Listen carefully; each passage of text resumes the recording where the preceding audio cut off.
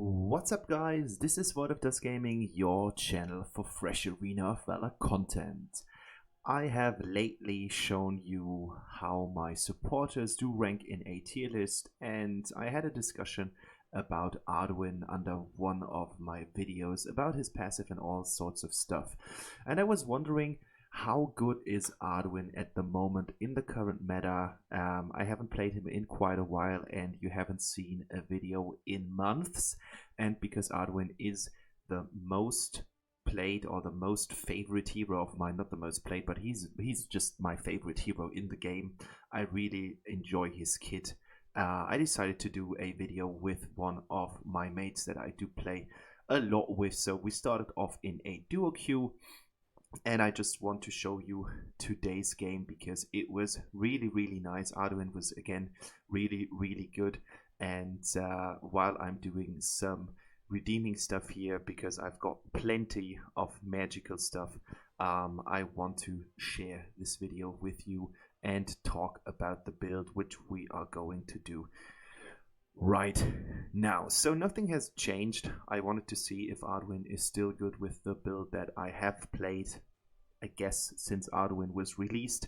It is a tanky build with the only offensive item coming from the Hercules Madness with plus 80 normal attack. The rest of it is completely tweaked around being more tanky, gaining more life, meaning you get a bigger shield, and this is what this build is all about. We are going to capitalize on our shielding capabilities with all the stuff that we're doing.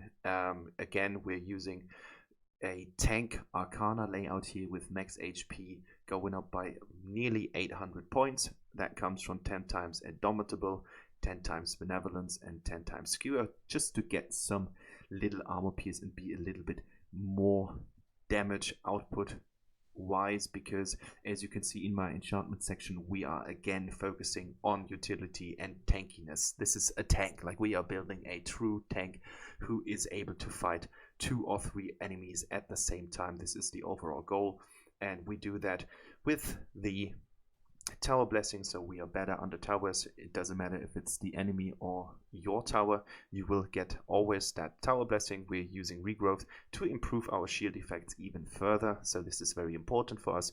We've got the new explosive shield with the better mechanics, and then we are going with Devour and Bone Cutter because we do get this nice synergy with the Gilded Greaves, gaining more resistance here in total. That means that crowd control effects are not going to last 100%.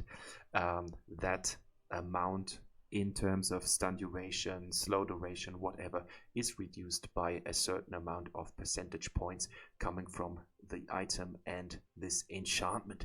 So this is the build. Now I've got some gameplay, and I would say let's start this. We are starting right on the lane. I haven't got the loading screen and the first item choice, but I can tell you we're starting off with the Mantle of Ra, and I'm always going for the first upgrade before I start buying the boots, just to be a little bit more tanky right from the start.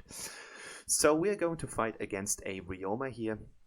Unfortunately, that didn't connect. He used his restore here, but we were a little lucky, and I think he overextended way too much here because we are getting first blood for this very kill, and the Devourer kicked in. We've got 400 health points back, so this was a really nice start after 1 minute.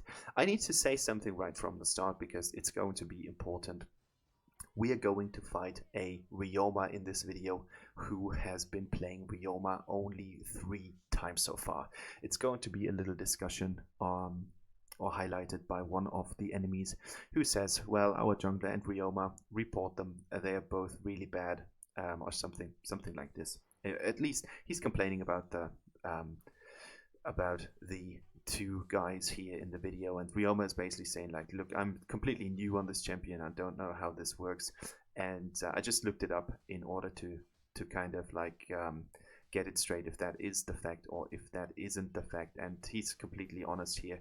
He is a starter on Ryoma, so I see that he is of course having trouble against an Arduin here, because I would say if you are playing Ryoma against Arduin, your strategy should always be to play quite defensively, use both this kind of spear strike as well as the enhanced range that you do get from your passive, and just poke Arduin from time to time, whittle him down in terms of health, and then to kind of go in for the strike. But you should always play Ryoma as an assassin, and this is even more true if you're fighting against Arduin, because you can't really fight him one-on-one, especially if you are a little bit behind in farm or gold, because you have been killed once or twice. So this is kind of important if you ever happen to play against Arduin on the lane. It's not going to be fun at all. So he's doing quite good here, only scratching me and then retreating back under to the to go back under the tower and become safe here. But the problem is that I've got a really good diving potential against a Ryoma who's as low as this Ryoma was, who wasn't able to stun me right under the tower with his pierce, his spear pierce or his blade pierce. And so we are starting the game with 2 kills in about 3 minutes 30. I was focusing mainly on my lane, roaming down to the mid lane once in a while, because I saw that the fighting was going on the bottom lane. As you can see, our jungler is there, our mid laner has already been moving down, so there isn't much for me to do. Like I can join the fight if it's necessary, but it's going to cost me a lot of time, and therefore I focused on my lane. Unfortunately, Ryoma will even be able to get the tower before I'm able to get the tower, which is a bummer, but all in all, we are going to see how this game is going to flow, because right now everything is open on a 6 versus 5 or a 7 versus 5. It's still completely open who is going to take the victory. I decided to go in for the Sentinel at this point, but oh man, I'm making a complete beginner's mistake here. I'm whittling down the health from that Spirit Sentinel, and you can see the wave clear potential of Arduin isn't the best. My clear speed is in fact quite horrible. I'm calling enemies missing, and Ryoma is just like, yes, I was missing and here I am, buddy. I'm just going to take your Spirit Sentinel. So well played, Ryoma. That was how you should play him, just being a sneaky assassin coming from the bushes and just wait for your chance. You need to be patient if you're fighting against a tank with Ryoma, and you really need to know the mechanics, because that pinwheel is actually a little bit strange in the terms of its mechanic, because that's just not how you would use this in a kind of natural way. We do get the jungle creep here. I learned from my mistake immediately, getting another 70 gold, and so I should be completely fine and have the gold advantage over Ryoma, because as you see, he's not been doing that much. Crixie goes in here. I thought that we might be able to assassinate him on the tower, but unfortunately Crixie misses her spell, and therefore I can't really do anything against it. Now we've got a complete suiciding Wukong. Highly questionable action here. The L'Oreal does it a little bit better.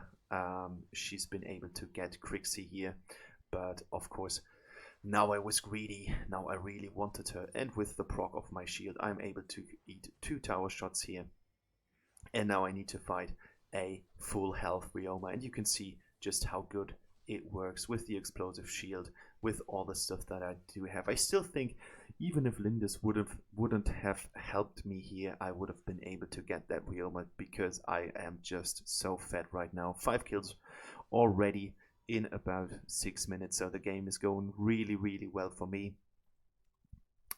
Of course, it's really beneficial, and it's kind of like a present that you need to take if there is someone who is playing as passively as Ryoma does, while getting you some chances to kill him once in a while, so that you can get into a gold lead. And we are already sitting on 3.6k here. Getting a tower shot here, but it doesn't matter, because now we can start to put some damage on the tower. I thought about diving here, but it didn't turn out that this was possible, and now I thought, like, am I able to fight him or not? And yes, I am. I'm completely able to fight the 2 of them. without any problems, and they are both the same level as I am. Okay, now I've got level 9, but they are just one level short from me, and I still don't have any problems. As you can see, I'm basically back to full health here. So I would say if the passive is getting even better, because that was the discussion under one of my Arduin videos, I would say this guy is going to be insane. Of course, there exist hard counters against Arduin, but against most of the players, especially unexperienced players who don't have lots of playtime against Arduin, it's basically a cakewalk, because you've got so much armor and you've got the possibility to really come back. Even if your armor, if your health is starting to get low, you still have the potential to get back to basically full life after a fight. And this is what makes him so crazy. It's really terrifying how tanky this guy can get with his kit. And of course, the problem is that you're focusing on that. Like, this is your sole purpose. The only thing is that you are going to become a tank, and you're going to be a true tank, and you're able to fight 2 or 3 enemies at the same time.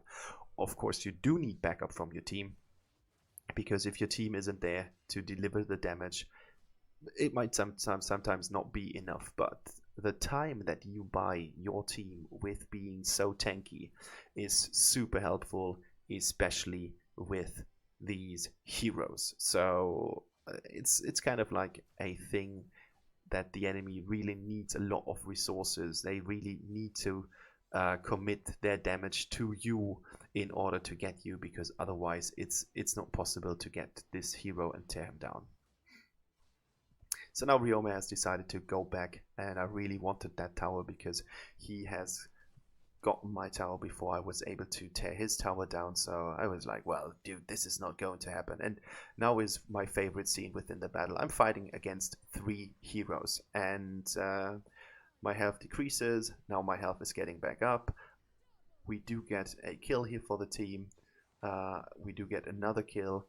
Again, Ryoma is dead, and I'm basically back at full health after this fight. And I was fighting against 3 enemies at the same time. So this is basically, you're basically invincible.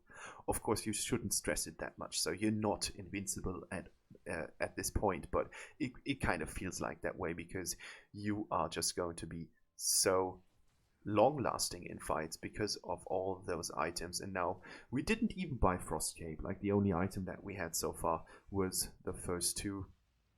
We got the Mantle of Ra, and we got the Gaia Standard, and that's basically it. And after 9 minutes 30, the game is already over. So guys, I hope you liked today's video. I don't think that you're going to see his full potential within this gameplay, because, as I said, the Ryoma player is a new player 603. I think I've got most gold and most damage. Most damage taken. Participation could have been a little bit better because I was playing on solo lane all the time, so don't expect something crazy here. But that was my Arduin video. I hope you guys liked it. If you liked it, a thumbs up would be highly appreciated, and of course subscribing to the channel helps me out a lot, so that would be a pleasure. Thank you, have a nice evening, and bye bye.